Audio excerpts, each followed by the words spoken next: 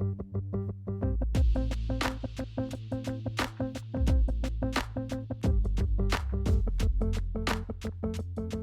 से बड़ा कोई गैजेट इस प्लैनेट पे नहीं। अगर वो स्ट्रेस में रहेगा तो बेस्ट परफॉर्मेंस नहीं देगा। We are suffering from sleep mindset. सिर्फ डेवलपमेंट में हम लोग काम नहीं करते। खासकर बिहार और झारखंड में मैं बोलूंगा, जिसको भी आगे बढ़ना वो बिल्डिंग पे फोकस करेगा, गाड़ी पे फोकस करेगा, लैंड पे फोकस करेगा, मनी मेकिंग पे फोकस करेगा, लेकिन अपने पर्सनालिटी पे फोकस नहीं करेगा। आपको अपने डिग्री और एजुकेशनल जो क्वालिफिकेशन है या पोस्ट के चलते 20% सफलता मिलता है। हमारे यहां स्ट्रेस की सबसे बड़ी समस्या है डिजायर इज क्वाइट हाई। पूरे वर्ल्ड में देख रहे हैं क्या चल रहा है, हमें भी वो चाहिए। Competence is there, this gap is stress. दूसरा, टाइम हमेशा अपॉर्चुनिटी भी लाता है और साथ में डिफिकल्टी भी थ्रो करता है।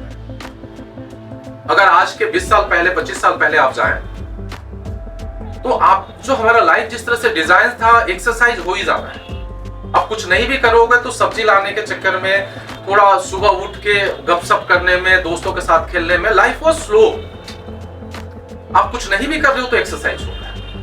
That was the mechanism, that was the platform. लेकिन अभी आपके पास एक्सरसाइज का टाइम भी होता है तो आपके पास से वो मोबाइल आपका चुरा होता है। आप ये मुझे बताएं, अपने प्रोफेशन के अलावा लास्ट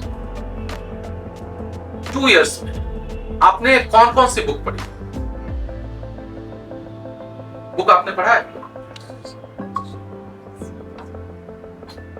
अगर आप जर्मनी में जाएंगे, वहां पे 25 साल होते होते 2 से 2,500 बुक पढ़ जाते हैं। मैं आपको बता रहा हूं, मेरे अंदर जो रियल ट्रांसफॉर्मेशन आया है लास्ट 5 to 6 years में, मैंने 500 से ज्यादा बुक्स पढ़ी। अब कुछ नहीं करें लेकिन वॉक तो जरूर करना पड़ेगा। Second is mind. माइंड को बड़े विचार से आप जोड़ दीजिए। Be a performer. अपने संस्कार को बदलिए। इसलिए नहीं कि आप निम्बस में कितना आपको पैसा मिल रहा है। आप अपने पर्सनालिटी को, अपने सोच को, अपने विजन को अगर चेंज कर लीजिएगा, आपका बच्चा का भी लाइफ ट्रांसफॉर्म हो जाएगा, आपका घर का माहौल बदल जाएगा। यहां अगर वीक इमोशन के साथ आप काम कीजिएगा, परफॉर्मर जैसा आपका पर्सनालिटी नहीं रहेगा, तो आप घर में भी परफॉर्मर नहीं बन सकते। आपका बच्चा में भी वो पर्सनालिटी जाएगा, उसको अपने आप को डेवलप करने में बहुत टाइम लग जाएगा। यानी जहां पे है 100% कॉन्फिडेंस हो, आपके इंप्लॉय को भी लगना चाहिए कि ये बंदा है, ये थॉट होना चाहिए परफॉर्मर वाला। यानी माइंड को आपने क्या किया, बड़े थॉट से, बड़े टारगेट से आपने जोड़ दिया। Third is wisdom. टाइम निकाल के जरूर ऐसे बुक पढ़ने चाहिए जो सेल्फ, आप अभी जिस तरह का हम लोग जिंदगी जी रहे हैं, 60 साल पहले यूएसए वाले जिए। वो गलती भी किए हैं, सही भी किए हैं, सीखे हैं, बुक में उसको डाले हैं। बहुत सारे सेल्फ हेल्प वाले बुक वहां पड़े हुए हैं।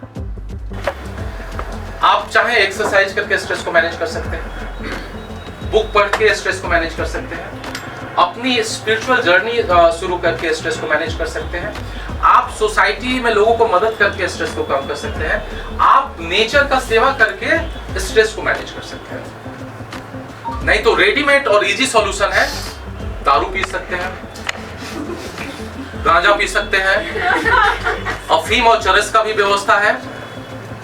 आपकी बॉडी की निगेटिव जो ओरिएंटेशन है वो बढ़ेगा। बुक से बढ़िया आप देखिएगा कि जो भी प्रोफेशनल होते हैं, बुक रीडिंग जिनकी हैबिट होती है ना, उनकी लॉन्जेविटी ज्यादा होती है, क्योंकि आप दिन भर में अलग अलग तरीके के इमोशन आपके दिमाग में आते हैं। तो क्लीनिंग मैकेनिज्म आपके पास होना चाहिए। स्ट्रेस को मैनेज करने के लिए आपको याद है कि कुछ आया और ऐसा ऐसा कुछ दिखाया, मंत्र पढ़ा और आप स्ट्रेस एकदम, अब सारा ज्ञान आपको हो गया कि आप स्ट्रेस को मैनेज कर लीजिए। तो इतना, India is the most depressed country जो प्लैनेट है, तो इतने इंटेलिजेंट लोगों का देश इतना स्ट्रेस में आया। इसका मतलब है कि उसको समझने के लिए, उस पर काम करने के लिए आपको समय देना पड़ेगा, सीखना पड़ेगा, लर्न करना पड़ेगा। जो इसका मान लीजिए रियली टीचर, कोच और गाइड है, उससे थोड़ा सीखना पड़ेगा। You have to invest some time, energy and effort. आप सोच रहे हैं कोई ऐसे आए और बताए और हो गया, टेंशन खत्म, ऐसे नहीं होता है। आप अगर आप संशय और डाउट आपके जीवन में है, तो मैंने आपको क्या बोला, कि ego, jealousy, doubts, lack of true knowledge ये पिलर है कि जो आपको स्ट्रेस में लाता है। आपके अंदर क्या होना चाहिए? लव हो, कंपैशन हो, एम्पैथी हो, ट्रस्ट हो, फॉरगिवनेस हो, स्पिरिचुअलिटी हो, सेंस ऑफ सर्विस हो।